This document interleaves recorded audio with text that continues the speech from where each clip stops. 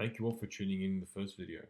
While the first speech presented strong arguments supporting the social media ban for under 16s, it's failed to consider important weaknesses in its ethical, financial, and legal claims. The ban may sound protective in theory, but in practice, it risks overreach, unintended consequences, and legal complications. Instead of solving the problem, it may push children into less regulated, riskier online spaces, while ignoring balanced solutions like digital literacy education, parental controls, and safer platform design. The original argument assumed that banning social media entirely protects children from harm, but research shows the relationship between social media and mental health is complex, no one-directional.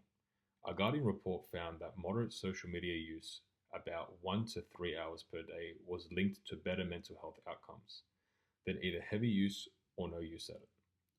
LGBTQ plus youth, rural students, and socially isolated teens often rely on social media for support networks, mental health resources, and community building when offline portions are limited.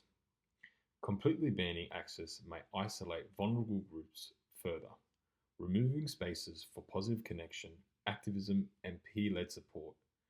Ethically, instead of restricting access, governments should empower young people with digital literacy, critical thinking skills, and parental guidance so they can safely navigate online environments. The fourth argument highlighted mental health costs but ignored the massive price tag of enforcing this ban. Age verification systems, whether ID checks, biometric, or third-party verifiers, will be expensive to build, maintain, and monitor. Smaller platforms and startups may face crippling compliance costs, concentrating power in the hands of big tech companies with the resources to adapt, reducing competition and innovation in Australia's tech sector. Privacy risks are also financial risks. Data breaches of children's personal information from verification systems could lead to massive lawsuits, regulatory fines, and long-term reputational damage for platforms and government alike. Instead of spending millions on blanket bans, investing in safer platform design, youth mental health services, and education programs may lead better, also returns for both safety and cost effectiveness.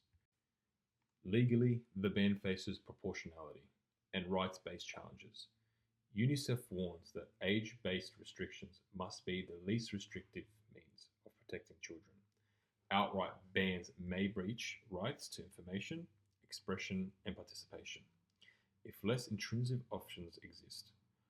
Courts could question whether the law violates privacy principles if children's data is collected for verification without robust safeguards.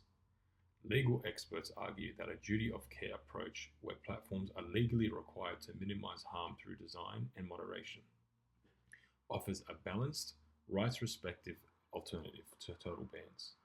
By rushing towards a total ban, the government risks legal challenges that could deploy or weaken enforcement and erode public trust in online safety laws. Ultimately, the ban's one-size-fits-all approach ignores nuisance. It risks isolating vulnerable groups, creating massive enforcement costs, and facing legal battles over rights and proportionality. A more effective solution combines regulation, education, parental support, and platform accountability, protecting children without sacrificing anonymity, innovation, or legal safeguards. Thank you all for this again. This has been Carl Kraish, and I'll see you guys later.